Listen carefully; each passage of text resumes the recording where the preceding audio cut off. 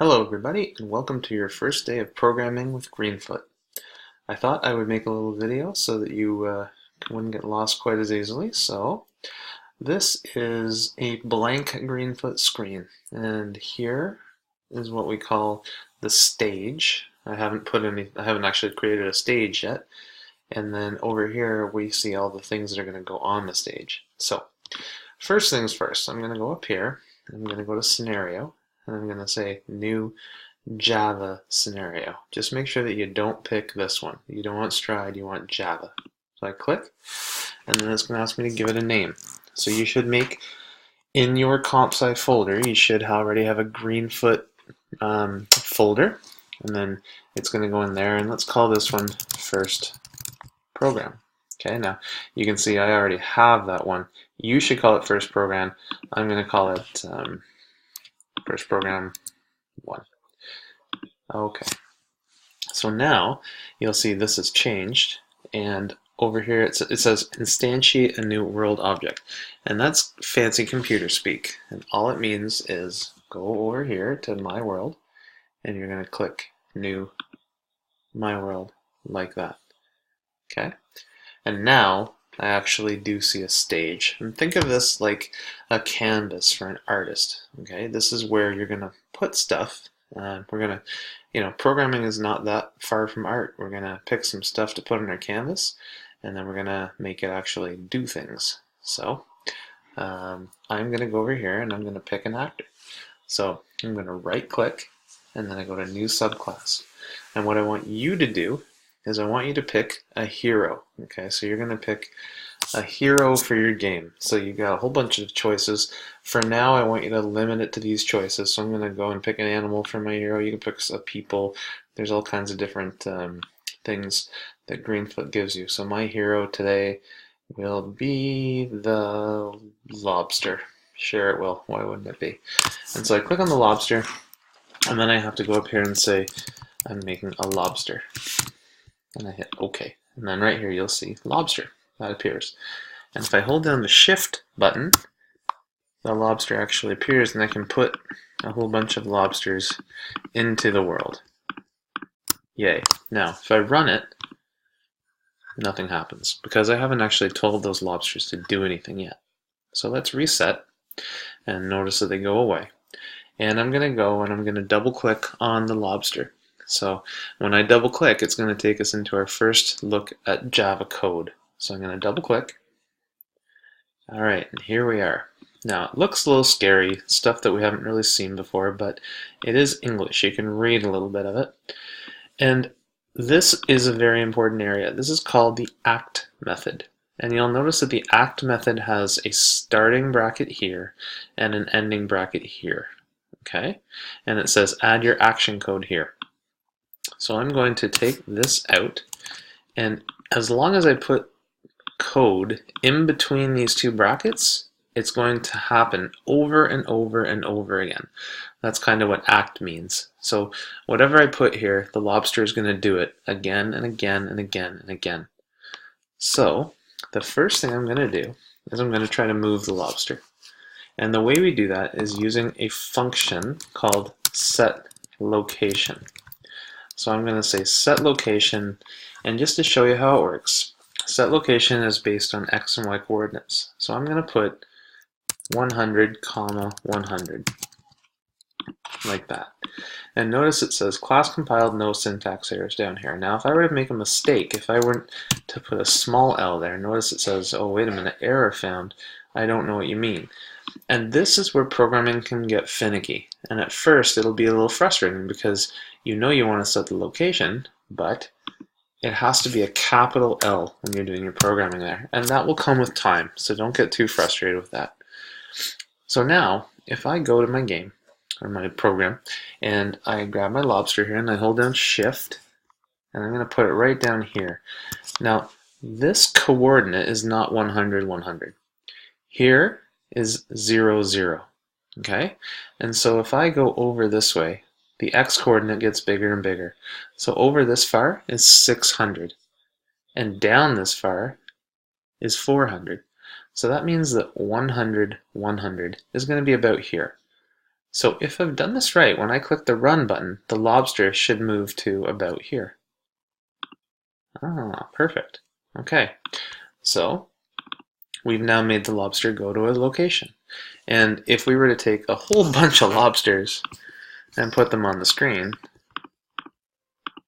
when we hit that run button, you're going to see them all go to that same location. It's going to look like there's one lobster. See, watch.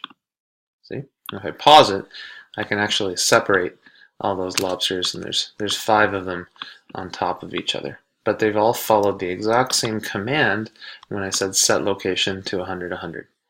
Okay, now that's not too useful, because what I really want to do is I want to actually move the lobster around. So I'm going to say make it so that I can press a key and the lobster can go to the right and left. So here's where we get into our first if statement. So I'm going to put if, and then in brackets, Greenfoot dot is key down, and then I'm going to put right. So what I'm saying is if somebody presses the right key, I'm going to do something.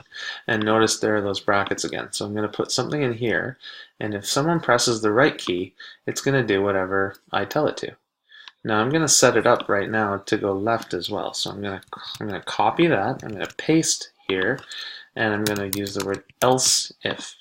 So in other words, if they click the right key, I'm going to do something. But in other case, if they click the left key, I'm going to do something else. Now I still need that set location. I'm going to put it right here and here. And what I'm going to do is I'm going to set the location, but I'm going to basically change only one. So here's what I'm going to do. I'm going to say set location, and I'm going to change the x. So I'm going to get the current x coordinate of the lobster, but since I'm moving to the right, I'm going to add to that coordinate. So right here, it says set the location to whatever it was before, but add 5. And the y coordinate, we're going to get the y coordinate, but we're not going to change it at all. So here's my first coordinate, my x coordinate, and basically it says, hey, shift that x coordinate by 5. And this says, don't change the y coordinate, just leave it.